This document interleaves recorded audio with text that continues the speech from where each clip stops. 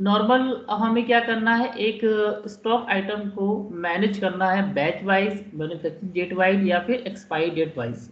ठीक है, तो उसके लिए हमें कुछ भी फीचर्स को इनेबल करने की जरूरत नहीं है, सारा हम ट्रांजेक्शन एंट्री करते समय रिकॉर्ड कर लेंगे। तो यहाँ पर देखिए सिंपल सा हम चले गए वाउचर पे,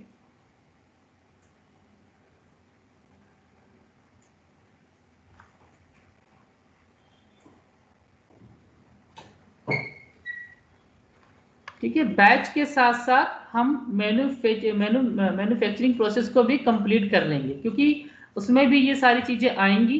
ठीक है, तो बैच के साथ साथ मैन्युफैक्चरिंग प्रोसेस भी कंप्लीट कर रहे हैं। इसके बाद जो हमारा स्टार्ट होगा मैन्युफैक्चरिंग प्रोसेस, तो उसमें काफी चीजें हम कवर कर चुके होंगे, हमें सिर्फ डोमेन पार्ट देखना होगा। तो यदि आप कोई बैच नंबर कहाँ मेंटेन करेंगे, या तो परचेज करते समय जब आप कोई परचेज करेंगे स्टॉक, तो उसका बैच नंबर क्या है, एक्सपायरी डेट क्या है, मैन्युफैक्चरिंग डेट क्या है, ये आपको बताना पड़ेगा। उसी तरीके से जब आप सेल करेंगे तब आपको batch number, manufacturing date, expiry date बताना होगा। या फिर अगर आप कोई चीज किसी चीज की मैन्युफैक्चरिंग कर रहे हैं तब आपको वो डिसाइड करना होगा कि उसका बैच नंबर क्या है, उसकी एक्सपायरी डेट क्या है, या और उसकी मैन्युफैक्चरिंग डेट क्या है। तो तीन ही कंडीशन है जहां पर आप बैच नंबर को मैनेज कर सकते हैं। तो यहाँ से हम पहला एग्जांपल ले रहे हैं परचेज, कि हम एक स्टॉक आइटम परचेज कर रहे हैं F9 करके, और आज का हम डेट एंटर कर देते हैं। किस पार्टी से परचेज कर रहे हैं, कैश, बैंक, पार्टी का नाम आप यहाँ से सिलेक्ट कर सकते हैं। लेजर कैसे बनता है सभी को पता है, तो यहाँ से हम डिफॉल्ट में कैश को ले लिया और इसे हम सेव कर देंगे, और इसको भी एंटर करके सेव कर देंगे। उसके बाद परचेज, क्या परचेज कर रहे हैं, उसके बाद वो स्टॉक आइटम। अब इसमें क्या है, बैच नंबर जो होता है आपका स्टॉक आइटम में ही इनेबल होगा, लेजर में इनेबल नहीं होगा, ग्रुप में इनेबल नहीं होगा, आपको स्टॉक आइटम में इनेबल करना है। तो यहाँ से सपोज आपके पास एक नया स्टॉक आइटम है जिसका आपको बैच नंबर, एक्सपायरी डेट, ये सारी चीज़ों को मैनेज करना है। तो हम क्या करेंगे, एक नया स्टॉक आइटम क्रिएट कर लेंगे। क्रिएट पे जाके यहाँ से मैंने क्रिएट किया, और यहां से हम एक दवाई का नाम ले लेते हैं। ये टैबलेट का मैंने नाम लिया, इसका जो भी आपने ग्रुपिंग किया होगा आप यहाँ पर ग्रुपिंग कर लेंगे, अगर नहीं किया है तो ऑल्ट सी करके बना सकते हैं, जैसा आपको सही लगे। तो डिफॉल्ट में चलिए हम यहाँ पर बना लेते हैं ऑल्ट सी करके, ऑल्ट सी किया मैंने, और यहाँ से ले लेते हैं टैबलेट। अब यहाँ पर देखिए बैच नंबर ग्रुप में नहीं पूछ रहा है, स्टॉक ग्रुप में कहीं पर भी बैच नंबर आ रहा है, नहीं आ रहा है। यहाँ से चलिए F12 करके भी देखते हैं, F12 किया मैंने, तो यहाँ पर देखिए ऑप्शन आपको मिल रहा है शो मोर करके, और इसी के नीचे आपको मिल जाएगा एलियास का स्टॉक ग्रुप, क्वांटिटीज। यहाँ पर आपको बैच नंबर देखने को नहीं मिल रहा। तो स्टॉक ग्रुप में आप क्या कर सकते हैं, डिफाइन नहीं कर सकते, समझाने का पर्पज ये है। इसके अलावा चलिए यहाँ पर भी देख लेते हैं, क्योंकि कई चीज़ें मोर डिटेल में होती हैं, F12 में नहीं होता है। तो कंट्रोल आई से मोर डिटेल पे क्लिक करेंगे, सो मोर पे क्लिक करेंगे, सो इनएक्टिव पे क्लिक करेंगे, और यहाँ पर सर्च करेंगे बैच। तो देखिए यहाँ पर भी आपको बैच नंबर नहीं मिल रहा है। तो स्टॉक ग्रुप में आपका बैच नंबर इनेबल नहीं होगा, आप सिंपल सा इसको एक्सेप्ट कर लेंगे जैसे आप बनाते हैं। ये मैंने इसका ग्रुप बना दिया। देन उसके बाद यूनिट, ये किस यूनिट में आप सेल परचेज करेंगे, तो यहाँ से आप एक यूनिट क्रिएट कर लेंगे। तो यहाँ से मैंने नोस ले लिया, या फिर जो टैबलेट का पत्ता होता है उसे हम लोग स्ट्रिप बोलते हैं, तो क्रिएट भी कर सकते हैं यहाँ से जाके के नाम से, ये क्रिएट कर लिया। अब हमें इस स्टॉक आइटम में, जिस स्टॉक आइटम में आपको बैच नंबर इनेबल करना है, तो वहां पर आपको कंट्रोल आई बटन पे क्लिक करना होगा, क्योंकि ये बाय डिफॉल्ट देखिए हमारे में शो कर रहा है क्योंकि इनेबल है। तो आप क्या करिएगा, कंट्रोल आई पे क्लिक करिएगा, सो मोर, सो इनएक्टिव, और यहाँ पर सर्च करिएगा बैच। तो ये आपका फर्स्ट टाइम क्या होगा, ऑफ होगा। तो एंटर करके आप इसे यस कर लेंगे कि हाँ मेंटेन करना चाहते हैं, तो यस कर लेंगे। ठीक है, उसके बाद पूछ रहा है क्या आप मैन्युफैक्चरिंग डेट भी मेंटेन करना चाहते हैं, तो यदि मेंटेन करना चाहते हैं तो यस करेंगे, अगर नहीं करना चाहते हैं तो नो कर देंगे। तो हम ये, क्योंकि ये टैबलेट है तो दोनों चीजें इसमें जरूरी है, तो यहाँ से मैंने दोनों को क्या कर लिया, इनेबल कर लिया। ठीक है, यही काम आप F12 करके भी कर सकते हैं। F12 करेंगे, इन दोनों ऑप्शन को यस कर देंगे और यहाँ पर देखिए आपको ये ऑप्शन मिल जाएगा मेंटेन स्टॉक आइटम इन बैचेस, इस ऑप्शन को यस कर लेंगे। ठीक है, तो दोनों जगह से आप इसे इनेबल कर सकते हैं। तो सिंपल सा कॉन्सेप्ट है, स्टॉक आइटम में ही आपको इनेबल करना है जिस स्टॉक आइटम का आपको ये सारी चीजें मैनेज करनी है। इन दोनों ऑप्शन को मैंने यस कर दिया और उसके बाद विद जीएसटी जैसे स्टॉक आइटम बनता है आप उसमें स्टॉक आइटम बना लें। तो चलिए 18% या फिर 12% मैंने 5% कर दिया, ये मैंने स्टॉक आइटम क्रिएट कर लिया। अब उसके बाद जब आप परचेज करेंगे तो सबसे पहले पूछेगा गोडाउन, किस गोडाउन में आपको एंटर करना है, तो मैंने ले लिया मेन लोकेशन और उसके बाद आपकी सामने स्क्रीन आ जाएगी बैच का। तो ये पूछ रहा है पहले लिस्ट ऑफ एक्टिव बैच, ये जो आप टैबलेट परचेज कर रहे हैं इसका बैच नंबर क्या है, क्योंकि आपने इनेबल किया है। तो न्यू नंबर पे एंटर करके आप इसका क्या कर सकते हैं, बैच नंबर एंटर कर सकते हैं। मैंने एक ऐसे एग्जाम्पल के तौर पर बैच नंबर एंटर कर दिया। कितना परचेज कर रहे हैं, क्या उसका रेट है, और उसके बाद ये देखिए कहाँ पहुंच गया, मैन्युफैक्चरिंग डेट। अब ये पूछ रहा है इसकी मैन्युफैक्चरिंग डेट क्या है, तो यहाँ से आप उसकी मैन्युफैक्चरिंग डेट भी डाल सकते हैं। तो सपोज यहाँ से हम 8 फरवरी ही ले लेते हैं, जो भी डेट होगी आप यहाँ पर एंटर कर देंगे। ठीक है, तो दो डेट यहाँ पर मैनेज हो गई, एक तो हमारा आपका बैच नंबर, दूसरा आपका मैन्युफैक्चरिंग डेट। अब यदि इसी का एक्सपायर डेट मैनेज करना हो तो वो कहाँ पर डालेंगे, क्योंकि यहाँ पर ऐसा कोई ऑप्शन तो आया नहीं है ना, सिर्फ बैच नंबर आया, मैन्युफैक्चरिंग डेट आया। चलो, तो उसके लिए हम चलिए देखते हैं F11 में इसके रिगार्डिंग कुछ है या फिर नहीं है।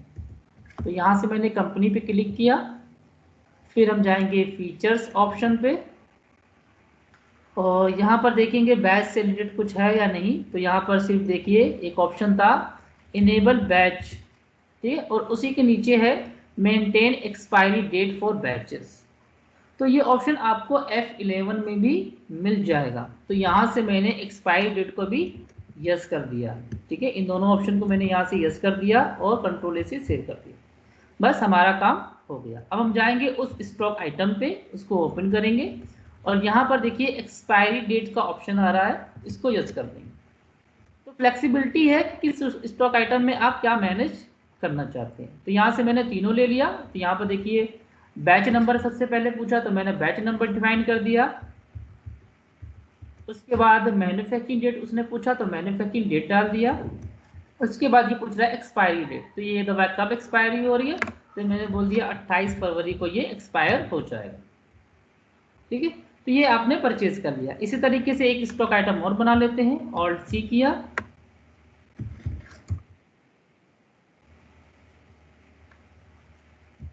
यहाँ से नॉर्मल एक ऐसे नाम लिख लिया मैंने, सिर्फ प्राइमरी में रख लेते हैं इसको।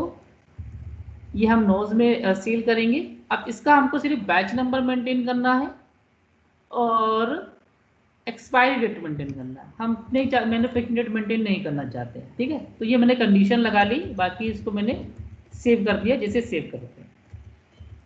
उसके बाद किस लोकेशन में आप परचेज करके रखेंगे, तो देखिए बैच नंबर यस किया था तो बैच नंबर आ गया, तो यहाँ से आप डाल देंगे इसका बैच नंबर, प्रोडक्ट पे देख के जो भी होगा। उसके बाद कितना क्वांटिटी आपने परचेज किया, उसका रेट क्या था और उसकी एक्सपायरी डेट क्या थी। तो एक्सपायरी डेट हम ले लेते हैं 28 फरवरी और यहाँ पर देखिए मैन्युफैक्चरिंग डेट नहीं पूछा। तो जिस स्टॉक आइटम में जो आपको मैनेज करना है बस वहाँ पर उसको डिफाइन करना है। और ये आप दो जगह से इनेबल कर सकते हैं, एक तो डायरेक्ट F11 से कर सकते हैं, दूसरा आप स्टॉक आइटम बनाते समय कंट्रोल आई और F12 करके भी कर सकते हैं। ये मैंने परचेज कर लिया, इसको आप विद जीएसटी परचेज कर लेंगे। फिर इसी तरीके से जब आप सेल करेंगे F8, आप इसको सेल कर रहे हैं 28 फरवरी को पार्टी से सेल कर रहे हैं, तो यहाँ से हम कैश ले लेते हैं, कंट्रोल ए से सेव किया, कंट्रोल ए से सेव किया। देन उसके बाद सेल का लेजर, उसके बाद क्या सेल कर रहे हैं तो यहाँ से ले लेते हैं लिवाम और जैसे ही स्टॉक आइटम लेके एंटर करेंगे तो यहाँ से उसका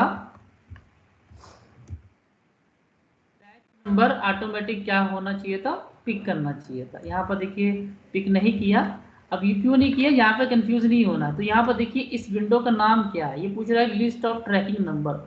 और क्योंकि हम यहाँ पर ट्रैकिंग नंबर तो यूज कर रहे नहीं है, ये तो परचेज ऑर्डर सेल ऑर्डर में होता है, तो यहाँ पर आप करेंगे नॉट एप्लीकेबल। अब इस देखिए इस विंडो का क्या नाम आ गया, ऑर्डर। तो ये कोई ऑर्डर भी नहीं है, तो क्या कर देंगे, नॉट एप्लीकेबल कर देंगे। अब ये आ गया गोडाउन, गोडाउन पे जाके स्पेस बार किस लोकेशन पे रखा हुआ है, एंटर। ऑटोमेटिक उसका बैच नंबर क्या है, उसकी एक्सपायरी डेट, वो दवा कब एक्सपायरी हो रही है, और कितना स्टॉक पड़ा हुआ है, ये देखिए आपको यहीं पर दिख गया। तो यहाँ से ये सेलेक्ट करेंगे, जो भी आप जितना पीस सेल कर रहे हैं क्या उसका रेट है डिफाइन कर देंगे, ये सारी चीज़ें ऑटोमेटिक आ जाएंगी, बैच नंबर, मैन्युफैक्चरिंग डेट और एक्सपायरी डेट। ठीक है, इसी तरीके से दूसरा हमारा क्या था, सिरप करके था एक सिरप। यहाँ भी देखिए ट्रैकिंग नंबर पूछ रहा है नॉट एप्लीकेबल, ऑर्डर नंबर पूछ रहा है not applicable, godown, main location, batch number और एक्सपायरी डेट इसकी आ गई। तो यहाँ से बैच नंबर लिया, कितना आप सेल कर रहे हैं, उसका रेट क्या है, और उसकी दवा कब एक्सपायरी हो रही है। तो ये सेल करते समय भी आप इसको ऐसे एंट्री रिकॉर्ड करेंगे विद जीएसटी। अब जब आप स्टॉक समरी रिपोर्ट पे जाके स्टॉक देखेंगे, तो हम चले गए स्टॉक समरी रिपोर्ट पे, ये देखिए आपका स्टॉक समरी रिपोर्ट है। तो यहाँ पर देखिए टैबलेट और आपका जो ये सिरप, ये ऑप्शन दिख रहा है। अब हमें सिर्फ इन्हीं दोनों का रिपोर्ट देखना है, बाकी सबका रिपोर्ट नहीं देखना है। तो आप क्या कर सकते हैं, इन सभी को यहाँ से रिमूव कर सकते हैं। तो मैंने सभी को सिलेक्ट किया, शिफ्ट बटन दबा के डाउन एरो का यूज किया और कंट्रोल आर से रिमूव कर दिया। कंट्रोल आर इसकी शॉर्टकट की है रिमूव करने की, रिमूव कर दिया। अब यहाँ से आपको पता चल रहा है कि कौन सा ग्रुप है, क्या टैबलेट है, उसका बैच नंबर क्या है। तो स्टॉक समरी पे भी जाके आप बैच नंबर को देख सकते हैं। अगर पूरा आपको फुल डिटेल में देखना है तो यहाँ से F12 करेंगे, और एक ऑप्शन है एक्सपेंड डिटेल, हालांकि ये हम लोग कई बार डिस्कस कर चुके हैं, इसको यस कर देंगे, कंट्रोल से सेव कर देंगे। तो वो उस स्टॉक का बैच नंबर क्या है देखिए आप यहाँ से देख पा रहे हैं। ठीक है, और इसके साथ साथ इसकी एक रिपोर्ट भी होती है। अब फ्यूचर में अगर आपको देखना हो कि इस बैच नंबर का कितना स्टॉक आपके पास रखता है, तो सिंपल सा जाना है गो टू ऑप्शन पे। गो टू पे जाने के बाद सो मोर, सो इनएक्टिव, यहाँ पर सर्च करेंगे बैच, तो आपके सामने बैच की रिपोर्ट आ जाएगी। ठीक है, निगेटिव बैच कितना है, बैच समरी देखना चाहते हैं, बैच वाउचर देखना चाहते हैं, तो जो जिस तरह की रिपोर्ट आपको देखनी है, हमने कहा बैच समरी, बैच समरी पे चले गए। तो जितने भी आपके सामने स्टॉक आइटम है जिसमें आपने बैच को इनेबल किया है उनकी लिस्ट आ जाएगी। तो हम सिर्फ इसका देखना चाहते हैं, एंटर किया, तो यहाँ पर दिख जाएगा कि इस स्टॉक आइटम का बैच नंबर क्या है और ये कितने पीस आपके गोडाउन में रखा हुआ है। उसके बाद profit, F12, basis of values, ये सब कुछ डिस्कस कर चुके हैं, ये आप लोग अप्लाई करके देखिएगा। देन उसके बाद फिर से यहाँ पर एंटर करेंगे तो आप ड्रिल डाउन कर पाएंगे और उसको और डीपली रिपोर्ट को एनालाइज कर पाएंगे। एक तो ये रिपोर्ट हो गई। उसी तरीके से आप अगर फिर से गो टू पे क्लिक करके सो मोर, सो इनएक्टिव, यहाँ पर फिर से बैच सर्च करेंगे तो एक मिलता है बैच वाउचर। यहाँ पर जाके क्लिक करेंगे तो पूछेगा नेम ऑफ आइटम, किसका आप बैच वाउचर देखना चाहते हैं, हमने ले लिया लिवाम टैबलेट, तो उसका जो भी बैच नंबर होगा ऑटोमेटिक यहाँ पर आ जाएगा, batch number, manufacturing date, expiry date. It is इसी तरीके से अगर हम सिरप का ले लेते हैं तो देखिए यहाँ पर उसका आ गया। तो जिसका भी आपको देखना है सेलेक्ट करिए, ऑटोमेटिक आ जाएगा, देन एंटर।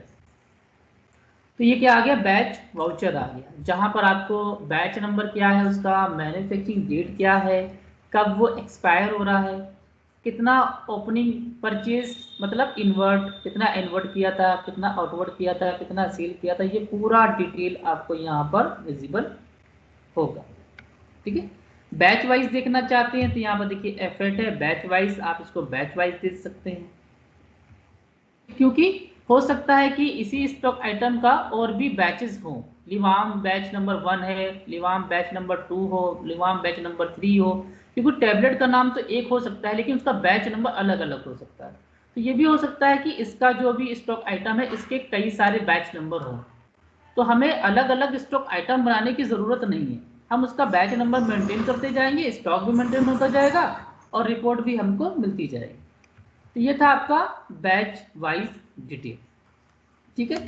अब यहाँ पर एक छोटा सा टॉपिक और है कि सपोज अगर आप कोई सेल कर रहे हैं, जैसे कि मैंने यहाँ से F2 कर लिया और यहाँ से ले लिया 28 फरवरी, क्योंकि हम सभी को याद है कि मैंने उसका जो डेट रखा था एक्सपायरी डेट 28 फरवरी रखा था।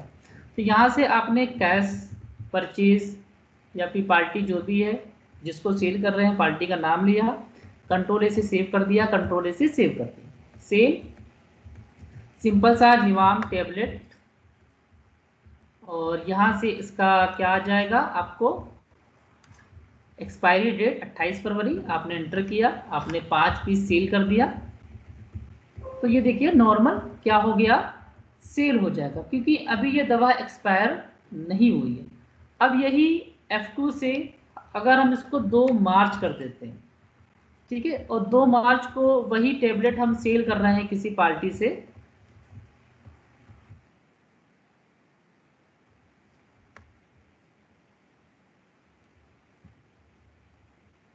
ठीक है, तो यहाँ पर देखिए अब आपके सामने वो आपका मेन लोकेशन में रखा हुआ है, लेकिन यहाँ पर अब आपका बैच नंबर शो नहीं कर रहा है।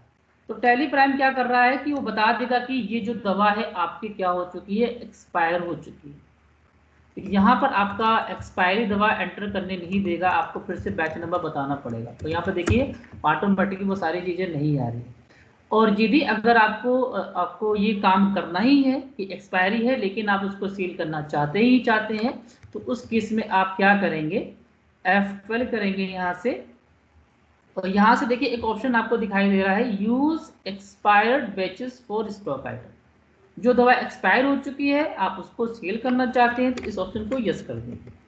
उसके बाद यहाँ से कंट्रोल ए से सेव कर दिया, अब फिर से स्टॉक आइटम पे एंटर करेंगे तो ये देखिए फिर से वो विजिबल हो जाएगा।